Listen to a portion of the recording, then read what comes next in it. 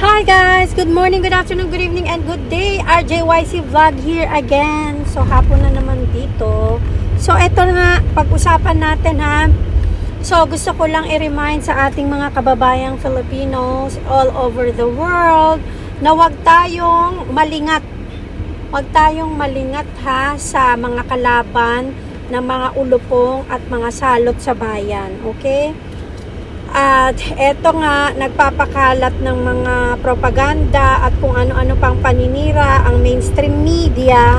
So what about, let's just block ABS-CBN, GMA, TV5, Inquirer at lahat ng mainstream media. I-block na lang natin ang kanilang mga social media at i-unfollow na din natin sila para hindi na natin makita at marinig pa yung kanilang mga kasinungalingan. Kasi gusto ko lamang pong i-inform kayo na 80% ng mainstream media right now is already owned by Romualdez Tambanakaw. Binili niya na po most of the mainstream media. Siya na po ang may-ari or co-owner. Okay, FYI. Tapos, kung hindi man po siya ang may-ari, most of it ay pag-aari ng mga oligarchs na pinagsisilbihan nitong Tambanakaw na siya namang nagagalit kay PRRD. Yung mga oligarch na siningil ni PRRD noon ng malaking tax, mga oligarch na iniisip lang yung kanilang mga pansariling kapakinabangan, mga oligarch na ang gusto lang nila ay kumita ng kumita habang ang mga maliliit na tao at mamamayang Pilipino ay patuloy na naghihirap. Okay? So, gusto ko lang i-remind sa inyo yan na wala na po tayong aasahan sa mainstream media. Mainstream media is the garbage right now. Like, they don't have integrity, they don't have principles, and hindi na sila kapisanan ng mga broadcaster ng Pilipinas. Sila na po ay kapisanan ng mga bayaran sa Pilipinas. Kapisanan ng mga bugok sa Pilipinas. Kapisanan ng mga balasubas sa Pilipinas. Dahil yung mga yan, kahit ano lang yung ituro sa kanila ng kanilang mga boss na ilagay nila dyan sa kanilang mga artikulo at mga binabalita, eh okay na lang. Nakita nyo ba yung fake news na ginawa nila kay PRRD na nag-apply daw si PRRD ng asylum sa China?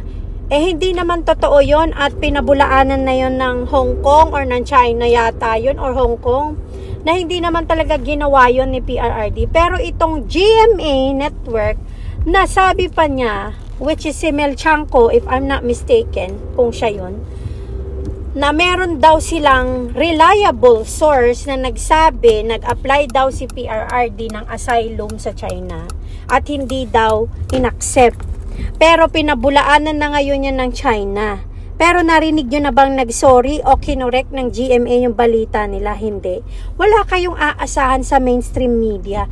Wala na tayong aasahan pa. Dati pa yan. Since nung nag-umpisa na si PRRD maging Pangulo, wala na tayong aasahan sa mainstream media dahil lahat sila nababayaran. Mga walang prinsipyo, mga walang dignidad, mga walang isip at walang puso sa maliliit na mamamayang Pilipino. Kasi kung ganun, bakit nila pinapayagan na magsinungaling sila habang nami-misinform ang mga Pilipino, right? Anong purpose nila, right? Ang purpose lang naman nila is gawing mangmang at bugok ang mamamayang Pilipino. Yan lang ang purpose nila, na makikinig sila sa mga nagpapasahod sa kanila at yung kanilang pinag-aralan bilang journalist, eh wala na lang. Kahit baliwala na lang. Kahit na matapakan yung kanilang dignidad at prinsipyo, okay na lang. Kasi nga, yung nagbabayad sa kanila, ang susundin nila. Kasi yun yung nagpapasahod sa kanila eh. So, wala na po tayong aasahang mainstream media maliban sa Net25 and SMNI. Yan lang po ang sa alam ko so far, in my own opinion. Net25 and SMNI lang ang mapagkakatiwalaan natin ngayon dahil sila lang yung totoong nagmamalasakit sa bansang Pilipinas. Okay? So, ang gawin natin, i-block na natin sa social media natin ang ABS-CBN, GMA, TV5, News, ano pa ba yun? News 55, ano pa ba yung Inquirer, Filipino Star ngayon, whatever the mainstream media na laging binabaluktot ang mga balita para lang i-misinform ang mga mamamayang Pilipino at hindi sila i-educate sa totoong nangyayari sa bansang Pilipinas. Kagaya yung paulit-ulit nilang sinasabi na thousands of people daw na pinatay ni PRRD sa war on drugs niya. Kahit hindi naman. Tapos pagdating sa ICC, 43 lang. So, gaguhan talaga. Yan sila, gaguhan, tarantaduhan. Wala silang pakialam sa mamamayang Pilipino. So, bakit pa natin sila susuportahan, right? So, might as well just block them, unfollow them, block them. Ganun na lang. Kasi ako, I already blocked them a long time ago. So, hindi ko na nakikita yung kasinungalingan nila. Nakikita ko na lang kapag pinopost ng someone na kinokorek sila. Pero yung mismo narinig ko, hindi na. And I was Facebook and my social media account sa mga hindi nagbibigay ng good vibes sa inyo. Tapos, wag na lang kayong makikipag-away sa mga hindi sumasang-ayon sa prinsipyo nyo at sa paniniwala nyo. Kung sa tingin nyo, yung isang tao ay kinakalaban kayo or whatsoever about sa paniniwala nyo, wag nyo na lang pong patulan. If I were you, just block them. If you think na hindi nyo kaya yung pakikipag-usap sa kanila at may stress lang kayo, just block those people. Kasi mag-focus tayo sa main goal natin na maglabas ng hinaing at magsalita according sa nararamdaman nating pagkadismaya sa gobyerno ng bansang Pilipinas ngayon, sa gobyerno ni Bangag BBM Marcos. Yun. Kasi alam nyo ba, matagal ko nang gustong magsalita pero hindi ako nagsasalita. It just happen na kailangan na magsalita, lalo na sa mga nangyayari ngayon sa bansang Pilipinas. Kasi walang ibang tutulong sa kapwa Pilipino kundi kapwa Pilipino din. Pero kung papansin niyo, wala ding ibang magbabagsak sa inyo kundi kapwa nyo rin, Pilipino. Kaya piliin nyo rin kung sino yung mga pagkakatiwalaan nyo at maging vigilant. Maging mas matalino sa pag-judge, maging mas matalino sa pagmamatjag, kung sino ba yung nagsasabi ng totoo at kung sino ba yung totoong may pagmamalasakit kaysa sa nanggagamit lang o merong hidden agenda at yung mga makasarili, okay?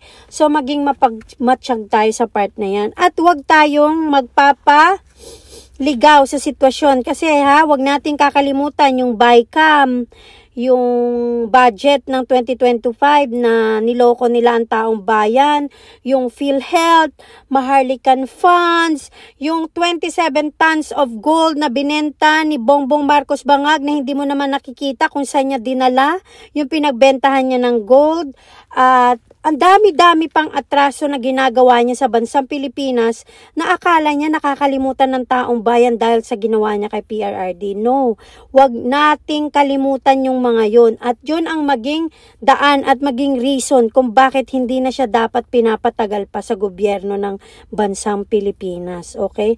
Pero maging maingat din tayo sa ating mga emosyon at wag tayong gagawa ng anything na labag sa batas. Yan ang importante. Nasa tama tayo dapat, piliin natin ang tama, piliin natin ang mabuti at wag nating hahayaan na matulak tayo sa paggawa ng illegal. Kasi ang gumagawa lang ng illegal ay yan yung masasamang tao at yan yung mga nasa linyahan ni Bangag. Dahil yung ginawa nila kay PRRD ay alam nilang illegal yon, kasamaan yon at ginawa pa rin nila. Yung pagnanakaw nila sa mga Pilipino, masama yon, hindi dapat yon, pero ginawa pa rin nila. Yung mga panloloko nila sa mga mamamayang Pilipino about sa sitwasyon ng Pilipinas na okay daw ang hindi daw kailangan ng kamay na bakal sa war on drugs, na mas okay daw ngayon ang Pilipinas kaysa noon. kasamaan yan. Kasi pinagtatakpan nila yung totoong nangyayari sa Pilipinas. Pero matalino na ang mga Pilipino. Nakikita natin kung anong totoong nangyayari. Nakikita natin kung sino yung totoong nagmamalasakit. Okay? So kailangan suportahan natin ang bawat isa. Ang mga vloggers ng Duterte supporters, suportahan natin sila. We can share, like, subscribe in their accounts para maraming makarinig at makakita nung kanilang sinasabi. Huwag nyo nang suportahan yung mainstream media dahil puro kasunungalingan ang sinasabi niyan. Gayon din yung mga vloggers ni Bangag at vloggers ni Pinklawan at ni Yelo Tae. Huwag nyo ring susundan yan. I-vlog nyo na yung mga yan. Kasi i-misinform lang kayo niyan. Kung naniniwala kayo na mahal nyo si PRRD at naniniwala kayong nasa tama si PRRD, lahat ng mga nasa linyahan ni PRRD ay tama din ang ginagawa niyan. At lahat ng nagsusuporta kay PRRD at mga Duterte vloggers, ang sinasabi lang ng mga yan ay katotohanan at kung ano yung nakikita nilang nangyayari sa bansang Pilipinas at pagmamalasakit sa bansang Pilipinas at hindi lang sa pansariling kapakinabangan. Kung meron kayong makikitang ganyan, pwede nyo namang punahin o pwede nyo ring i-unfollow or i-block na lang kung sa palagay nyo hindi tama. Kasi hindi naman perfecto, di ba? Pero naniniwala ako na 99% if there is any bad, more ang mabuti. And 99.9% ang mga sumusuporta kay PRRD ay matitinong tao yan. Hindi yan sila nababayaran. Organic people yung mga yan. Alam naman natin na hindi nagbabayad ang mga Dutertes, di ba? Alam naman natin sa puso natin na ganun. Maaring ibato nila na nababayaran at may trolls si PRRD, bahala na sila doon. Basta tayo, alam natin na hindi ginagawa ni PRRD yun. So, wag tayong magpagapi. Wag tayong papayag na manalo sila sa pagbato nila ng putik sa atin. Kasi lahat ng putik na ibinabato nila, nagbubumirang naman sa kanila dahil sila naman talaga yung totoong may mga bayaran, may mga empleyado. Can you imagine na yung mga nagla-like, nagko-comment at saka mga nagre-react doon sa post nung page nila is mga Vietnamese? Ang mga pangalan, mga Vietnamese, yan yung mga totoong may trolls. Pero syempre, in denial sila. Kaya yung putik nila, ibinabato nila sa mga Duterte vloggers. Okay? So, wag tayong magpapasindag. Wag kayong nagpapaniwala dyan kay Abante, kay Paduano, kay kung sino-sino man na ang yabang-yabang dyan sa Tridorcom. Hindi porket na pahiya na nila yung ibang vloggers last time, pogi points sa kanila yon at nasindak na nila ang mga Duterte vloggers. No, mas lalong magmumultiply yan. Mas lalo nilang gagalitin ang mga vloggers ng Dutertes para magsalita at i-expose ang mga kasamaan nila at maling ginagawa nila sa kanilang mga trabaho. At paano kayo makakabawi para dyan? Huwag nyo na silang iboboto. Lalo na yang si Abante, tumatakbo uli yan eh. Huwag nyo nang iboboto yan kasi bully ang tao na yan. Masamang tao yan. Kasi kung nasa tama yan, bakit nila kinukonsinte yung ginagawang kasamaan ngayon ng Bangag administration? Bakit tikom ang bibig nila sa lahat ng kasamaan ng ginagawa ng gobyerno ni Bangag? Walang kumokontra sa ginagawang kasamaan ni Bangag. Yung ginawa niyang illegal na pagkidnap kay PRRD, walang nagsasalita sa kanila. Kasi nga pare-pareha silang masasamang tao.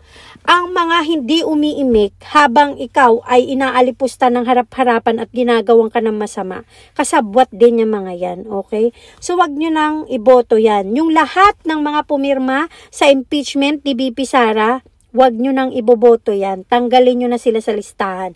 Kung kinakailangan, palitan sila ng mga manok, yung manok ang iboto nyo. Ganon yun. Kasi hanggat nag-uupo kayo ng masasamang tao, hanggat nag-uupo kayo ng mga abusadong tao na kagaya nila, walang asenso ang Pilipinas. Kaya ikaw, isang Pilipino, nakasalalay sa'yo kung anong mangyayari sa susunod na generation sa pagboto. Huwag kang bumoto dahil kilala or paulit-ulit yung pagmumukha niya, subukan yung bumoto doon sa pinagkakatiwalaan ni PRRD. Yan ay ang PDP laban. Makinig tayo this time kay PRRD dahil last time hindi tayo nakinig sa kanya about kay Marcos Bangag. Na ayaw niya noon kay Marcos Bangag. So anong nangyari ngayon? Nagkakandaloko-loko ang bansang Pilipinas dahil hindi kayo nakinig kay PRRD. Okay? Hindi ako kasali pala dahil hindi ako bumoto. So kayo lang yun. So this time, makinig na kayo kay PRRD and vote straight PDP laban plus si Dr. Mata plus sino pa bang gusto nyong ilagay? I think si Miss Cynthia Villar. I think they said she's okay naman kahit nasa alyansa siya. Pero sa kung pagbabasihan sa nagawa sa Pilipinas, I think may mga nagawa naman siyang okay. So idagdag nyo na lang yan. So, that's 11 already. Kailangan nyo ng 12, right? So, magdagdag na lang kayo ng sa tingin nyong makakatulong pa. Okay? Pero, wag kayong magdagdag ng mga taong kaalyado ng Bangag administration na sa tingin nyong hindi siya umiimik. Kasi pansinin nyo etong si Cynthia Villar, hindi siya nanahimik Sinabi niyang hindi tama yung ginawa kay PRRD. So technically, hindi siya takot magsalita.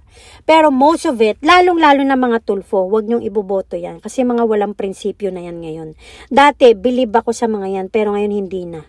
Pwede pa siguro si Mr. Ben Tulfo yan. Pwede yan siguro kasi hindi naman na... Kahit kailan hindi ko narinig na binatikos niya ang mga Dutertes or whatsoever. Pero itong magkapatid na yung si Sylvester na mandarambong at manluloko at sinungaling yan. At saka yung si Raffy Tulfo. Dati idol ko yan, ngayon hindi na kasi wala nang paninindigan. Ako kasi nakabase ang pakikipagkaibigan ko at pag-idolize ko sa tao sa kung anong klaseng pagkatao meron siya. Kapag para siya sa hindi mabuti, ay babo na. Kasi ako, laging pinipili ko, kahit ganito lang na hindi ako perpektong tao, pinipili kong magkaroon ng sariling prinsipyo at dignidad at integridad na hindi nanloloko ng kapwa-tao, nagnanakaw at kung ano pa mang kalokohan at pang-aabuso sa mga mamamayang Pilipino. Kapag ganyan ang pagkatao ng isang tao, hindi magandang kaibiganin yan dahil mahahawa ka sa kasamaan ng tao na yan. Okay? So, maging matalino tayo, mga Filipinos. Be vigilant at patuloy nyo lang suportaan ang mga vloggers ng Duterte, vloggers at mga nagsusupport. Lahat tayo, magtulungan tayong lahat. At i-block nyo yung mga puro kasinungalingan lang ang sinasabi na mainstream media. Pero isupport nyo ang Net25 and SMNI. Yan lang ang totoong nagbabalita ng walang kinikilingan at ang binabalita nila ay pawang katotohanan lang dahil hindi nababayaran yung dalawang network na yan. Okay? Nasubukan nyo naman yan. Never silang nagsisinungaling. Pero ang ABS-CBN, GMA, and the rest of this mainstream media are all bayaran, FYI, dahil nga po, nabili na ni Tambanakaw yung mga station na yan. Okay? So, wala na tayong aasahan dyan. Wag na natin silang pagkakatiwalaan pa. Okay? So, maging matalino tayo. And again, thank you for my new subscribers. Bago pa lang din ako rito. And please like, subscribe, comment, and share. And click the notification buttons in RJYC Vlog YouTube channel and RJYC Vlog Facebook account. Tayo ang magtulungan. Kasi lahat tayo ay gusto ng kapayapaan at ng mas bagong Pilipinas. I wanted to retire in the Philippines in the future. I don't know when, like maybe in 20 years or 25 years. But how can I do that kung mag-uupo kayo ng mga mamumuno nang wala sa hulog at bangag? Okay, so maging matalino dahil nakasalalay sa inyong pagboto kung anong mangyayari sa generation ng inyong mga anak. Okay? And natutuwa ako dahil matatalino at matatapang na ngayon ang mga Filipinos. Hindi na nagpapauto. Mas marami na ngayon ang matatalino. At kung meron mang natitirang 10 or 5%, yan ay yung mga kaalyado ni Bangag na baka na budol. Okay? At yan yung mga siguro may tinatanggap na payola o may tinatanggap na sahod, kaya okay lang yan. Para sa kanila is okay lang yung ginagawa ni Bangag. So, wag tayo magalit sa kanila. Kaawaan natin sila at sana one day magising sila at mabagok sa katotohanan na mali ang kanilang iniidolo. Okay? So, ngayon ito ay labanan na ng tama at mali. at alam natin kung sino yung nasa mali at alam natin ngayon kung sino ang nasa tama. Okay? Maging maingat, mapagmatsyag, and again, thank you again for listening. God bless. This is RJYC Vlog. Okay? Bye-bye.